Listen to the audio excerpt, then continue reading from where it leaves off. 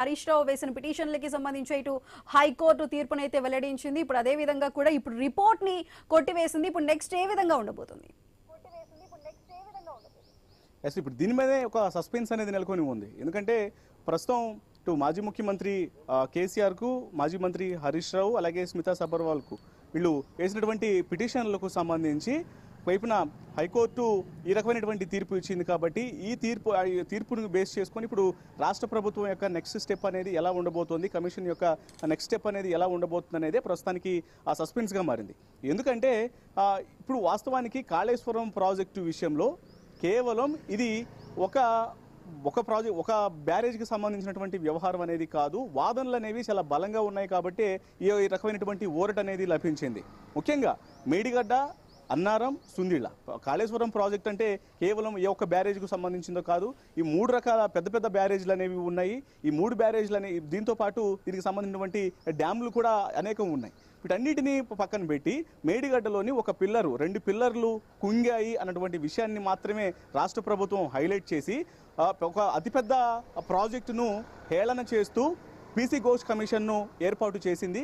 ఈ కమిషన్ కాస్త ఏమాత్రం కూడా ఒక పద్ధతిలో విచారణ అనేది చేయకుండా రాష్ట్ర ప్రభుత్వానికి అనుకూలంగా ఈ యొక్క విచారణ అనేది చేసింది. కేవలం ప్రేరేపితంగా పడినటువంటి కుట్రతో కూడినటువంటి అంటే వ్యక్తుల యొక్క ప్రతిష్టను దెబ్బతీయడానికి, మాజీ ముఖ్యమంత్రి కేసీఆర్ యొక్క ప్రతిష్టను దెబ్బతీయడానికి, మాజీ మంత్రి హరీష్ రావు యొక్క ప్రతిష్టను దెబ్బతీసే విధంగా మాత్రమే ఈ కమిషన్ రిపోర్ట్ అనేది తయారైంది. కాబట్టి దీన్ని పరిగణలోకి తీసుకోవద్దు అంటూ పిటిషనర్లు హైకోర్టును ఆశ్రయించిన నేపథ్యంలోనే వారి యొక్క వాదనలతో ఏకీభవించడం జరిగింది. సో ఈ రకంగా ఇప్పుడు ఇది కొంత ప్రభుత్వానికి ఎదురుదెబ్బ లాంటిది. కాబట్టి నెక్స్ట్ స్టెప్ ఏం చేయబోతున్నారనే ఒక సస్పెన్స్ అనేది కొనసాగబోతోంది. ఎందుకంటే ఈ యొక్క ప్రాజెక్టుకు సంబంధించి ఇప్పటికే అనేక రకాలుగా గత కొంతకాలం నుంచి చర్చ నడుస్తుంది.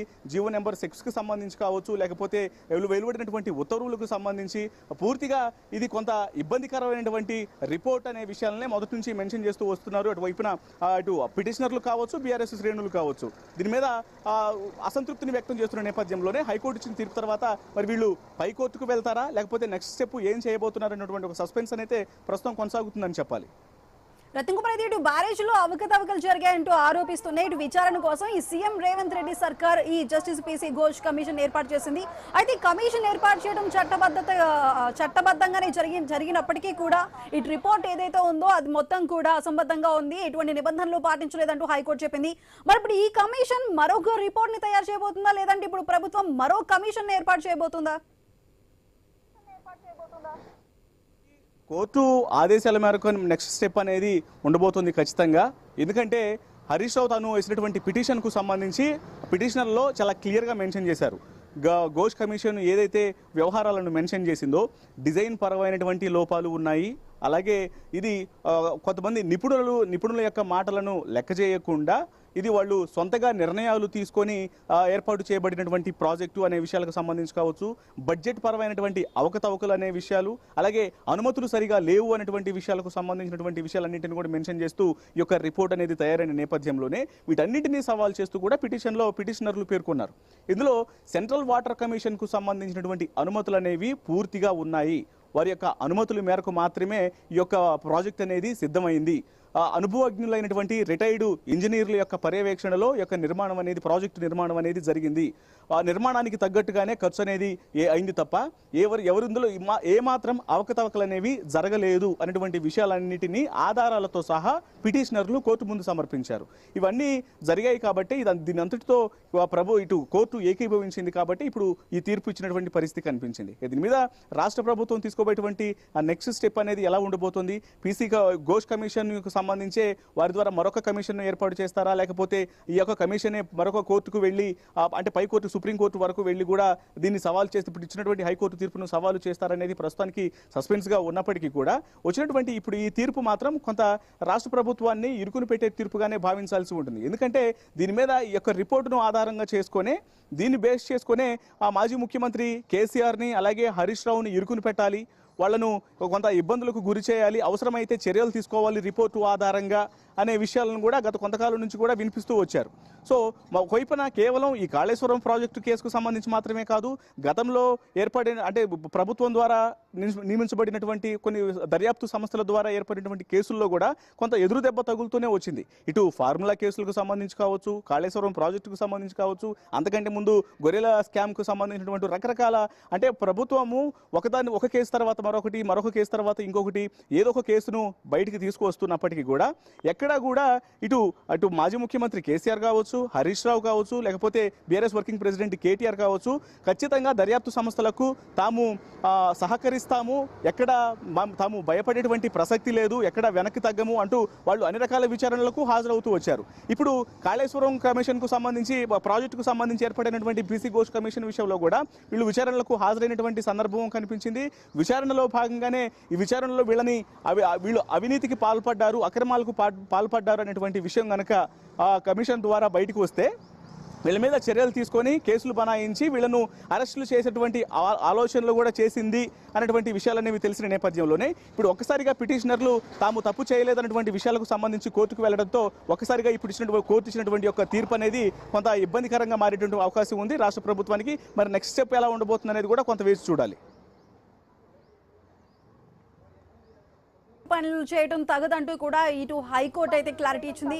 మరి సెక్షన్ 8 కి సంబంధించి నోటీస్ ఇవ్వలేదు అంటున్నారు. మరి దీనికి సంబంధించిన అప్డేట్స్ ఏంటి? ఇందులో న్యాయపరంగా అంటే ఒక విచారణ అనేది చేసేటప్పుడు ముందుగా కేవలం ఒక ఘోష్ కమిషన్ విచారణ చేస్తూ ఉన్నటువంటి సందర్భంలో ఎప్పుడైతే విచారణ అనేది జరుగుతుందో విచారణ జరిగేటప్పుడు ముందుగా నోటీసు ఇచ్చి తర్వాత వాళ్ళని అంటే వ్యక్తులు సాక్షుల కింద విచారణకు మొదట పిలిచిన సందర్భంలోనే వాళ్ళను దోషులుగా చిత్రీకరించేటువంటి ప్రయత్నాలు అనేవి చేయకూడదు.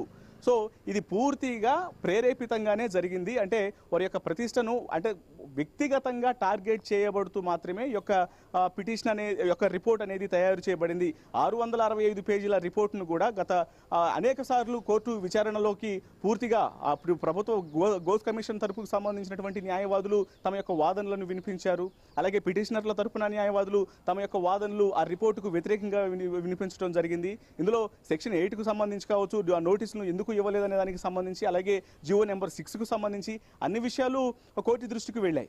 కానీ ఇవన్నిటిని దృష్టిలో పెట్టుకున్న తర్వాత వీటన్నిటి మీద విచారణ జరిపిన తర్వాత మాత్రమే ప్రస్తుతం కోర్టు ఈ తీర్పు అనేది ఇవ్వటం జరిగింది. సో మొత్తానికి కాళేశ్వరం ప్రాజెక్టు విషయంలో ఏదైతే అంటే ప్రభుత్వం హైలైట్ చేసినటువంటి అంశం ఇక్కడ ఈ మేడిగడ్డ బ్యారేజ్లో 2 పిల్లర్లు కుంగాయి అనేటువంటి విషయాన్ని, ఆ పిల్లర్లు కుంగినటువంటి తీరును పెద్ద హైలైట్గా చేసింది. మొత్తం అంతా కూడా దీని మీదనే ఏకంగా కాళేశ్వరం ప్రాజెక్ట్ అంతా కూడా ఇది ఒక అవసరానికి పనికి రాకుండా పోయినటువంటి ప్రాజెక్ట్, ఇది 1,00,000 కోట్లు వ్యక్తిగతంగా వాళ్ళు తమ జొంత జేబుల్లోకి వేసుకోవడం కోసం ఏర్పాటు చేసినటువంటి ఆ ప్రాజెక్ట్ ఇది అనేటువంటి విషయాన్ని ప్రస్తుత రాష్ట్ర ప్రభుత్వం పెద్ద ఎత్తున దీన్ని ప్రచారం చేసింది. మరోవైపున ఘోష్ కమిషన్ ద్వారా కూడా ఇదే విషయాలను కూడా బయటికి తీసుకొచ్చేటువంటి ప్రయత్నం చేశారు. ఇక కమిషన్ రిపోర్ట్లో కూడా ఇదే విషయాలను మెన్షన్ చేశారు.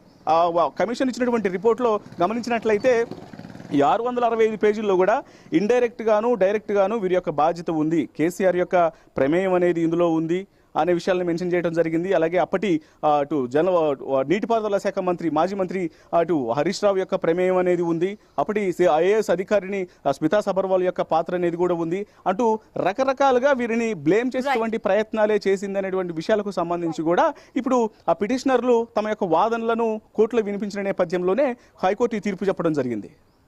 Right Ratna Kumar, thank you.